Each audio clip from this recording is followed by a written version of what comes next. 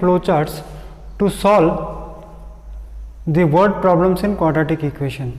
Let us think of what type of questions are usually there in the examination or in your textbook.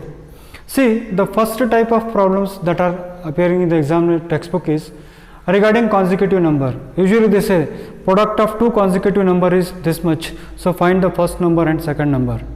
So if that type of question is given to you, then the flow chart is very simple. What is it? Let me say that the first number is x, then second number will be x plus 1 because it's a consecutive number. Then I can say that x into say x plus 1 is equal to say some number a.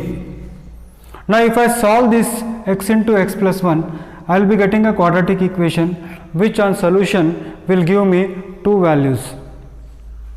That is very simple. Now when there is speed type problem, you should be very careful. Speed type problem होता है तो क्या करेंगे हम, वहाँ speed type problem कैसे होता है, average the total distance to be traveled is this much, average speed इतना है. अगर हमने speed 5 घंटा प्रति 5 किलोमीटर्स पर आवर बढ़ा दिया तो हमें पहुंचने में 2 घंटा लेट होगा. Isn't it? The average speed of a train is this much. Then had the speed increased, then time will be this much less, or had the speed decreased, time decreased, then it will take this much more. So this type of questions are there. यहाँ पर फिर क्या होता है, एक ही train की speed 2 बार बदल देते हैं, या फिर कभी कभी एक एक्सप्रेस ट्रेन कहा जाता है और एक पैसेंजर ट्रेन कहा जाता है. तो इस टाइप के क्वेश्चंस एग्जाम में होते हैं, या फिर बोर्ड के प्रॉब्लम्स भी होते हैं इसके अंदर, अपस्ट्रीम और डाउनस्ट्रीम. अपस्ट्रीम का मतलब बढ़ रहा है और डाउनस्ट्रीम का मतलब घट रहा है. तो इस टाइप के सारे प्रॉब्लम जब भी आते हैं तो इसको फ्लो चार्ट कैसे बना सकते हैं. देखिए आप, जब भी वो प्रॉब्लम आएगा तो पहला सेंटेंस आपका होना चाहिए एवरेज स्पीड आप ले लीजिए x किलोमीटर पर आवर. तो ओरिजिनल टाइम यानी मान लीजिए आपको 480 किलोमीटर अगर जाना है, अगर आपको 480 किलोमीटर जाना है तो एवरेज टाइम लेगा डिस्टेंस डिवाइडेड बाय स्पीड, तो 480 डिवाइडेड बाय x. फिर अगर आपका स्पीड बढ़ा दिया है, मान लीजिए 10 किलोमीटर पर घंटे से, एग्जाम्पल के लिए बता रहा हूं मैं, अगर आपका स्पीड ओरिजिनल स्पीड x था, नया स्पीड x प्लस 10 होगा, तो आपका टाइम होगा 480 डिवाइडेड बाय x प्लस और माइनस 10. प्लस और माइनस 10 मैंने इसलिए लिखा है, कभी कभी एक टेक्स्ट बुक में प्रॉब्लम स्पीड बढ़ा देते हैं, कभी कभी स्पीड घटा देते हैं. मान लीजिए स्पीड अगर बढ़ा दिया तो टाइम कम लगेगा, ये टाइम ज़्यादा होगा और ये टाइम क्या होगा, कम होगा. स्पीड बढ़ा दिया तो स्पीड इंक्रीज करेंगे तो ये टाइम कम. मान लीजिए 50 के स्पीड से आप जा रहे हो और 60 के स्पीड से आपने अचानक कर दिया तो 8 घंटे में पहुंच जाओगे. आप मान लीजिए 480 किलोमीटर 60 के स्पीड से आप जा रहे हो तो आप पहुंचोगे 8 घंटे में. और मान लीजिए मैंने और 2 बढ़ा दिया तो और 2 घंटा बढ़ा दिया तो 6 घंटे में आप पहुंच रहे हो. यानी ये समय ज़्यादा है और ये समय क्या है, कम है. अगर स्पीड बढ़ा दिया तो ये T1 ज़्यादा होगा और T2 क्या होगा, कम होगा, यानी न्यू टाइम कम होगा. यानी तब आप लिखोगे T1 माइनस T2. ये very very very important step है, इसको ध्यान देना. आप स्पीड अगर बढ़ा देंगे तो new time will be less than this time. Speed अगर घटा दिया, मान लीजिए कभी कभी प्रॉब्लम आता है, एरोप्लेन है जिसके अंदर पायलट ने क्या कर दिया, अचानक तबीयत, ये अचानक एटमॉस्फेयर खराब हो गया तो स्पीड को, एरोप्लेन को स्पीड कम करना पड़ा. तो स्पीड जब कम हो जाता है तब ये समय ज़्यादा होगा और ये समय कम होगा. यानी तब क्या होगा, T2 माइनस T1 आपको लिखना पड़ेगा. एक उदाहरण मैं आपको देना चाहता हूँ. मान लीजिए 1000, आपको यहाँ पर 1000 तो हम नहीं कह सकते क्योंकि 480 है. मान लीजिए यहाँ पर 80 के स्पीड से आपकी गाड़ी चल रही है, किसी कारणवश आपका गाड़ी का टायर पंक्चर हो गया तो आपने स्पीड कम कर दिया. तो स्पीड कम कर दिया तो ये टाइम ज़्यादा होगा. तो if speed is more than this time is less than this time. If speed is less than this time is less than this time. ये काफ़ी इंपॉर्टेंट स्टेप्स है, वरना बच्चों होता क्या है कि बच्चों को नेगेटिव आंसर्स आना शुरू होते हैं। तो ये T2 माइनस T1 आपको करना पड़ेगा और फिर इसको सॉल्व करने के बाद आपको एक क्वाड्रेटिक इक्वेशन मिलेगा जिसका सोल्यूशन आपको मिलेगा। मगर एक बात आपको ध्यान देना पड़ेगा कि क्वाड्रेटिक इक्वेशन के अंदर जब स्पीड आता है और नेगेटिव वैल्यू आती है तो आप क्या कर सकते हो, speed can not be negative, age can not be negative, number can be negative, मगर अगर उन्होंने पॉजिटिव नंबर दिया तो नेगेटिव को डिस्कार्ड करना है। तो अगर आपको नेगेटिव आता है तो आप यहाँ पर क्या कर सकते हो, सोल्यूशन कर सकते हो और बाद में आप कह सकते हो कि speed can not be negative, so discarding negative value, और हमने आंसर लिखा। और एक टाइप का प्रॉब्लम जो एग्जाम में मैंने देखा है वो है टैप्स का प्रॉब्लम। काफ़ी बार उसको पूछा है, 2 taps can fill together a tank in this much hours, तो find the what is it the speed of the first tap or the time taken by the first tap and time taken by the second tap, ऐसा होता है। तो tap का जब भी problem आता है तो आप क्या करोगे, time taken by the small tap x है मान लीजिए, छोटा टैप ज़्यादा समय लेगा, बड़ा टैप कम समय लेगा, ये भी बहुत ज़रूरी है।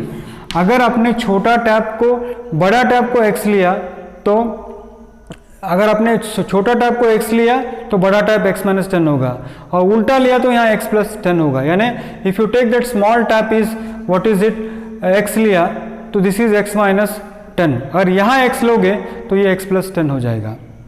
तो यहाँ पर अगर मान लीजिए स्मॉल टैप 10 घंटे में भर रहा है या 20 घंटे में भर रहा है तो बड़ा वाला टैप क्या करेगा, 20 माइनस 10 यानी 10 घंटे में वो भरेगा। तो सबसे बड़ा इंपॉर्टेंट स्टेप जब भी होता है टैप वाला प्रॉब्लम होता है, आपको ध्यान देना है कि time taken by the small tap is x and time taken by the larger tap is x minus से 10। अगर मान लीजिए आपने ऐसे कहा कि सर 20 घंटे में बड़ा टैप भर रहा है तो 20 माइनस 10 यानी इसमें होगा, इसको x लोगे तो ये x माइनस 10 हो जाएगा। तो ये हो गया time taken by larger tap. और टोटल टाइम मान लीजिए आपको 7 घंटा दिया, 8 घंटा दिया, तो ये मैंने y लिया है। और जब भी इस टाइप के प्रॉब्लम आते हैं आपको क्या करना चाहिए, डायरेक्टली सॉल्व करने की कोशिश करते हैं बच्चे, वैसे मत कीजिए, आप उसको 1 आवर में कन्वर्ट कीजिए। आप अगर x घंटे में वो भर रहा है तो 1/x घंटे में ये भरेगा। ये अगर x माइनस 10 घंटे में भर रहा है तो 1 घंटे में क्या होगा, 1/x माइनस 10 घंटे में भरेगा। अगर दोनों मिलके y घंटे में भर रहे हैं तो 1 घंटे में 1/y होगा, तो ये हो जाएगा तुम्हारा 1/y। अब इस पूरे को तुम जब सॉल्व करोगे तो आपको एक क्वाड्रेटिक इक्वेशन मिलेगा और उसको सॉल्व करोगे तो तुमको सोल्यूशन मिलेगा। तो उम्मीद करता हूँ आपको समझ में आ गया होगा। जब टैप का प्रॉब्लम आता है तो स्मॉल टैप को x लोगे तो स्मॉल टैप ज़्यादा समय लेता है, इसीलिए बड़ा टैप कम समय लेता है, इसलिए स्मॉल टैप का टाइम में से आप जो भी उन्होंने दिया है उस प्रकार से आपको माइनस करना है। और डायरेक्टली आप माइनस मत कीजिए, इसको सॉल्व करते समय रेसिप्रोकल लेना बहुत ज़रूरी है। मान लीजिए 1/x प्लस 1/x माइनस 10 और टुगेदर है 1/y। कभी कभी मार्क्स का प्रॉब्लम भी एग्जाम में पूछते हैं। देखिए इंग्लिश और मैथ्स के मार्क्स मिलाकर इतने हो गए, अगर इंग्लिश में 3 नंबर कम लिए होते और मैथ्स में 4 नंबर ज़्यादा लिए होते तो उसका टोटल नंबर इतना होता। किस टाइप के प्रॉब्लम्स है।